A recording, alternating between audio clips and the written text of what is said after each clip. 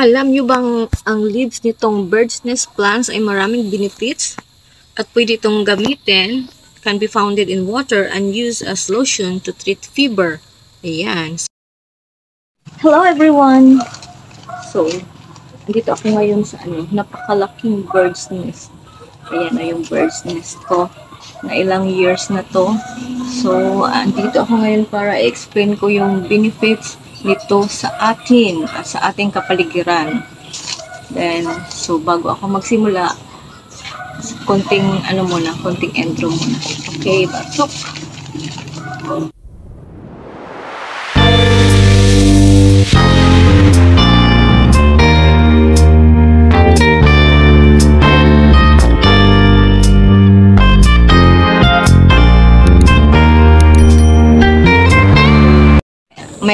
Meron daw, pwede daw makain itong bird's nest. Pero sinastadihan pa yun.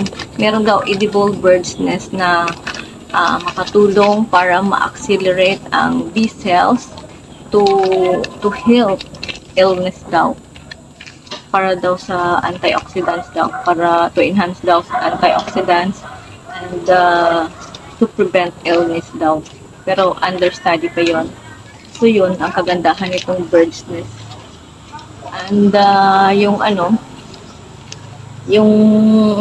mas kagandahan din nito kasi low tolerance siya. Dapat wag mo siyang i-expose sa direct light. Dapat nilagay mo siya sa indirect sunlight kasi masusunog siya pag ganun. Masusunog siya kasi yung in-expose ko doon sa may kalsada na din-display ko, sana ayun sunog mo. Then ayan. Maganda din siyang pang landscape at saka maganda talaga siya ilagay sa loob ng bahay kasi low light tolerant siya. At saka kung nasa loob siya, ang kagandahan nito pag inilagay mo siya sa loob ng bahay, alam niyo kung ano? Dahil daw according daw sa Feng Shui, ito daw ay ng mga bad elements. Nagtatanggal ng mga bad elements. Deflect siya. Parang yung deflect siya din. Nag-remove siya ng mga bad elements. Kaya maganda siya ilagay sa loob ng bahay. Kaya naglagay ako doon sa store. Doon sa store ko, nilagay ko sa store para siyempre matanggal yung mga bad elements. Kaya ayan, nilagay ko siya sa loob ng aking tindahan kasi para matanggal yung mga bad elements na according to Feng Shui daw. Yan ay nakakatanggal daw to ng mga bad elements. So, ayan. And aside from that, good luck din daw ito. Kaya, mag-alaga na kayo. Kasi itong dahon nito may antioxidants. At saka alam nyo ba, kasi sa panahon ngayon, di ba, mainit yung panahon natin ngayon. Super init na kasi nga change climate na. Hindi natin maintindihan kahit umuulan. Kahit umuulan siya, ganun pa rin. Super init pa rin siya. Kaya, dapat ilagay natin sa loob ng bahay. Dahil, bakit? Kasi, ito ay humihigop ng mga temperature. Nagpo-produce siya ng humidity. So, sabi ko nga sa anak ko, kasi siya, mainit palagi yung pakiramdam niya. Sabi ko, itabi ko to sa higaan mo yung bird's nest kasi ihigupin niya ng init. Kaya maganda to ilagay sa loob ng bahay para mag-decrease ng temperature. Ayun, nag-start na nga ako lagay dun sa loob ng bahay namin. Yung lang, kasi hindi naman siya lalaki pag nandun siya sa masitira or part na maliit. Saka pag nasa hangin siya, hindi siya masyadong lumalaki. Kaya yun yung kagandahan. Hindi tulad pag na-expose siya sa labas. Ayan, lumalaki siya. O, tingnan mo. Giant na siya. Kaya ipapakita ko sa inyo yung iba kong bird's nest, kung ano yung itsura niya dito sa paligid. Ituturo ko kayo dun. Ipapakita ko sa inyo yung mga bird's nest ko. So, ayan. Yun yung kagandahan. Ayan yung magandang benefits sa atin ng bird's nest. Maganda na sa ating mga tao kasi nakakatulong sa atin kasi nagbibigay ng antioxidant. At saka maganda din sa kapaligiran kasi diba tingnan mo, maganda siya for landscaping. Lalo sa mga farm. Tsaka, kung gusto mo bang nahihirapan ka or nagtatanong ka kung paano to paramihin, kasi paano hindi naman Hindi naman wala ka namang makikita dyan kung paano mo siya ipadamihin. So, ito oh. Ayan oh. Ito. Itong dahon nito. Tingnan nyo guys. Ayan oh. Patingin pan. Itong dahon nito. Tignan nyo oh. Ayan oh. Kitang-kita nyo dyan ang dami oh. Ang dami. Ito yung lumilipad at saka nag-propagate do sa mga ano dyan sa gilid-gilid. Pero kung gusto mo talaga siyang i-propagate na ikaw mag-propagate sa kanya galing dito, pwede mo siyang i-script. I-script mo to, lagay mo sa plastic. Ayan, kasi mabilis lang naman to tumubo. Doon nga sa bubong, lumilipad siya eh.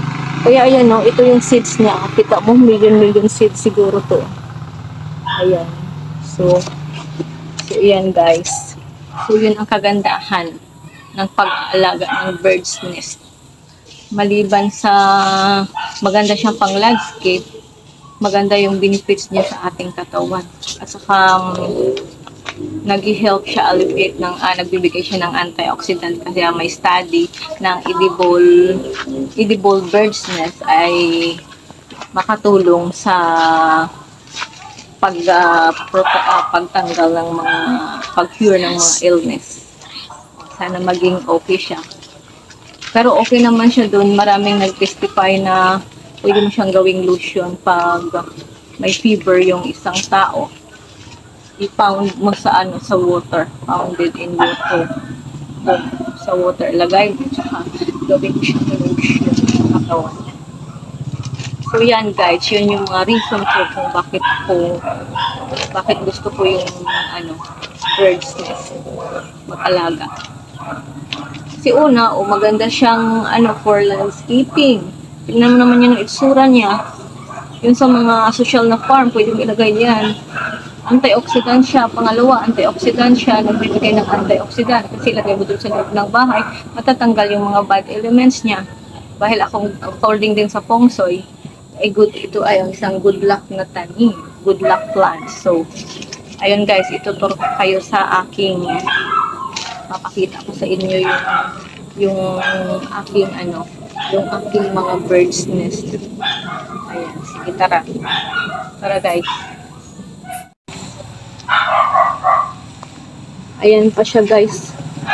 Ayan yung bird's nest ko. Ang ganda ng mga tubo niya kasi hindi sila masyadong nasisikatan ng direct light. Ito yung kaninang malaki oh.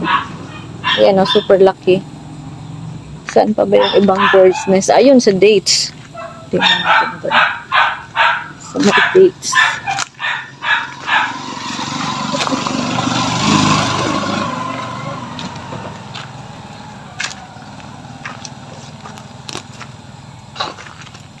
Ayan, nandyan sa ilalim ng dates. Mahilig kasi yung kumapit sa mga puno-puno. Lalo yung may moss. At syempre, yun yung kaninang doon ako nakaupo. Yan yung bird's nest na pinakamalaki dito sa bahay. So, tanggalin nyo yan dyan. Yung mga ganun. Ako hindi ko na natanggal kasi nga, di ba, busy ako. Para tumubo yung mga dyan. Madali namang patubuin yung bird's nest. Kung may bird's nest ka sa bahay, maraming lilipad niyan sa paligid. O, ayan o. See? Kung gaano siya kalaki. Di ba? Saan pa ba yung iba? Saan pa yung ibang bird's nest? Wala na. This is my other bird's nest. Oh. Ba, ang ganda. Kasi nasa lilim siya, oh. Ganda ng tubo niya. Ayan, yung bird's nest ko. Hanging plants. Naka-hanging plant siya. Ayan. So, ayun guys. Ito. So, ayun na yung mga reason ko na narinig nyo naman siguro yung mga reason ko bakit gusto ko ng bird's nest. So, thank you for watching. So, ito ang inyong certified plantita from Iloilo. Ako ay si Emerose. Thank you for watching. Please, kung hindi ka pa naka-subscribe sa akin, pa-subscribe na lang po. At kung nagustuhan mo itong video na to, pakigib naman ng thumbs up. And then comments down below. And pakishare na rin po kung gusto mo. So, salamat po. See you next vlog about plants again. Bye!